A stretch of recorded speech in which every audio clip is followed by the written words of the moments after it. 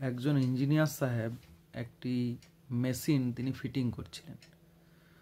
তো তখন সেই মেশিনের ইঞ্জিনটিকে তার সামনে রেখে আর তার যত নাট বোল্ট যা কিছু যন্ত্রপাতি ছিল সেগুলিকে সাজিয়ে সাজিয়ে আলাদাভাবে রাখা ছিল। যেরকম যেগুলি খুব ছোট ছোট নাট সেগুলো এক জায়গায় রাখা ছিল, যেগুলো একটু বড় সেগুলো আরেক জায়গায় রাখা ছিল, বা বিভিন্ন যন্ত্রাংশগুলো আলাদা আলাদা জায়গায় রেখে তিনি কাজটি করছিলেন। তো কাজ করতে করতে এদিকে কি হয়েছে না, যে নাট বোল্টগুলো আলাদা আলাদা রাখা ছিল তারা নিজেদের মধ্যে ঝগড়া শুরু করেছে। যে বড় একটু, সে বলছে আমি কত বড়, আমার জন্যেই এই মেশিনটা টিকে আছে, এই যন্ত্রটা টিকে আছে, আমার গুরুত্ব বেশি, আমার সম্মান বেশি। তখন যে ছোট সে বলছে হ্যাঁ আমার কোনো গুরুত্ব নেই, আমি জানিস কত লোড বহন করি, আমার কত কাজ করতে হয়, আমি এতদিন ধরে কত কাজ করে এসেছি। এইভাবে তারা একে অপরের সাথে খুব ঝগড়া শুরু করে।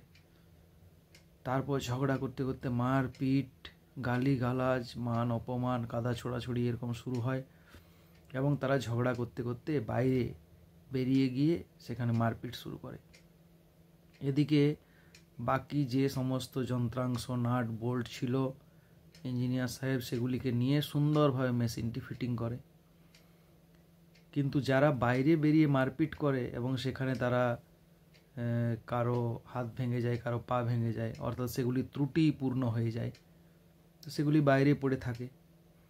আর ইঞ্জিনিয়ার তিনি আবার বিভিন্ন যন্ত্র দিয়ে সেটিকে সুন্দরভাবে তৈরি করে ফেলে।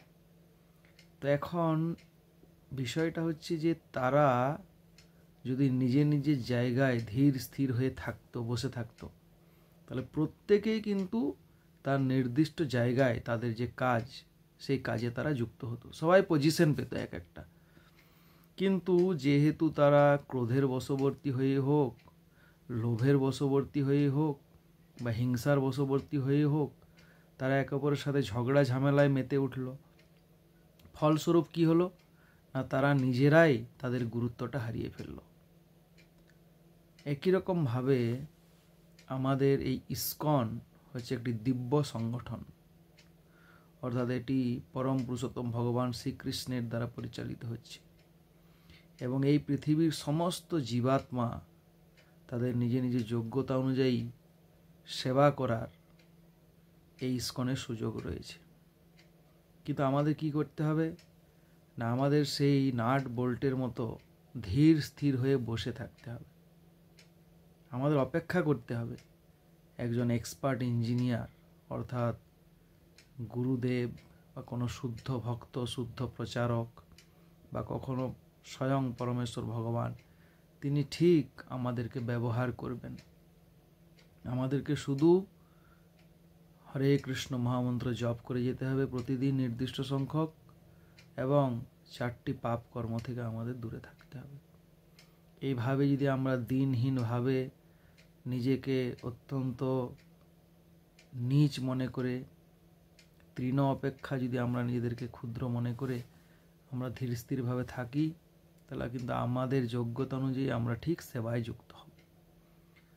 আর আমরা যদি সেটি না করি, আমরা বিভিন্ন রকমের আমাদের ত্রুটির ফলে, হয়তো লোভের ফলে, ঘৃণার ফলে, কামের ফলে, ক্রোধের ফলে আমরা একে অপরের সাথে এই ধরনের কাদা ছোড়াছড়িতে আমরা যুক্ত হই, বিভিন্ন ধরনের মারপিট, মান অপমানে আমরা যুক্ত হই, তাহলে লাভটা কি হবে না, ভগবান ঠিক তার সেবা কাউকে না কাউকে দিয়ে করাবেন।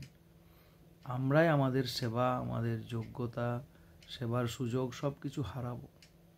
সেই জন্য আমাদেরকে যেটা করতে হবে সেটা হচ্ছে ওই নাট বল্টুর মতো ধীর স্থির হয়ে নিজের জায়গায় পড়ে থাকতে হবে। ঠিক টাইমে ভগবান বা গুরুদেব অথবা তার কোনো শুদ্ধ ভক্ত আমাকে নিয়ে যেখানে আমার প্রয়োজন সেখানে লাগিয়ে দিবেন।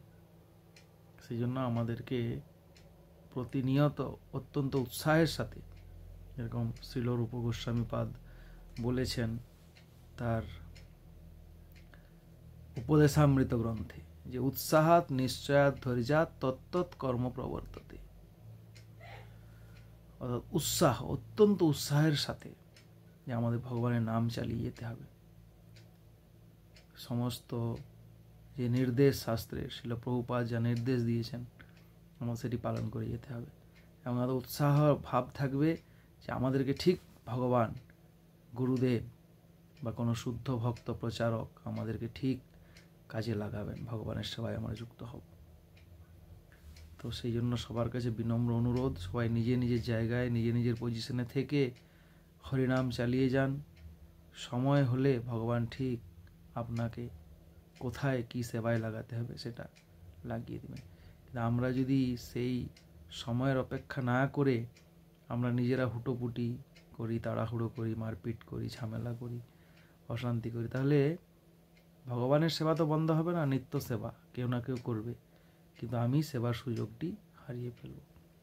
আর এখানে আমাদের এই যে ত্রুটিগুলি রয়েছে বিভিন্ন রকমের, ক্রোধের বশবর্তী হয়ে আমরা কিছু ভুল করছি, লোভের বশবর্তী হয়ে আমরা কিছু ভুল করছি, কামের বশবর্তী হয়ে আমরা কিছু ভুল করছি, হিংসার বশবর্তী হয়ে আমরা কিছু ভুল করছি।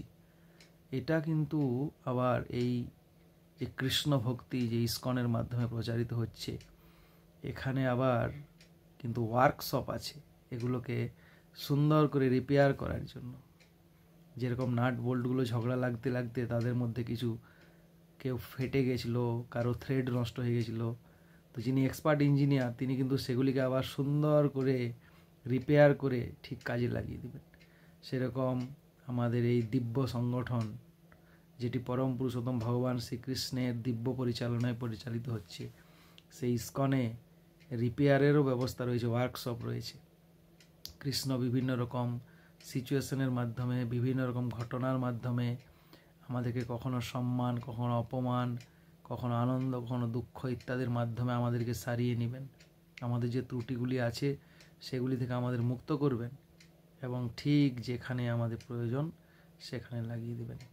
তাই প্রত্যেকের কাছে বিনম্র অনুরোধ যে আপনারা অত্যন্ত আনন্দের সাথে এই ইস্কনের সাথে যুক্ত হয়ে কৃষ্ণ ভক্তি অনুশীলন করুন এবং একদম অত্যন্ত দিনহীন হয়ে সেই নাটের মতো পড়ে থাকুন। ঠিক টাইমে আপনাকে কোথায় দরকার সেই ইঞ্জিনে আপনাকে লাগিয়ে দেবে। আর এই ইস্কন এর সাথে যুক্ত থাকলে আমাদের গন্তব্য গোলক বৃন্দাবন অবশ্যম্ভাবী। ভগবান ভগবদ্গীতায় বলেছেন যদ্গত্বা ন নিবর্তন্তে তদ্ধাম পরমং মম। তো সেই জন্য প্রত্যেকে ইস্কনের সাথে যুক্ত থাকুন, হরিনাম সংকীর্তন করুন, ভগবানের দিব্য পবিত্র নাম জপ করুন, মন্ত্র মেডিটেশন এটি কলিযুগের জন্য বরাদ্দ করা হয়েছে। আর তৃণাদপি শুনিচেন তরোরপি সহিষ্ণুনা অমানিন মানদেন, এরকম ভাব নিয়ে কীর্তনীয় সদা হরিনাম করুন। তৃণাদপি শুনিচেন, নিজেকে এক খণ্ড ঘাসের থেকেও নীচ মনে করে, তরোরপি সহিষ্ণুনা, গাছের মতো বৃক্ষের মতো সহিষ্ণু, যার ডাল কেটে দিলে, পাতা ছিঁড়ে দিলে, ঢিল ছুঁড়লে, ছাল চামড়া ছুলে নিলেও কোনোদিন প্রতিবাদ করে না। এইভাবে আমাদেরকে এই ভক্তি জীবনে থাকতে হবে, তখন কীর্তনীয় সদা হরি, আমরা সর্বদা হরিনাম করার উৎসাহ সেটি লাভ করব। হরে কৃষ্ণ।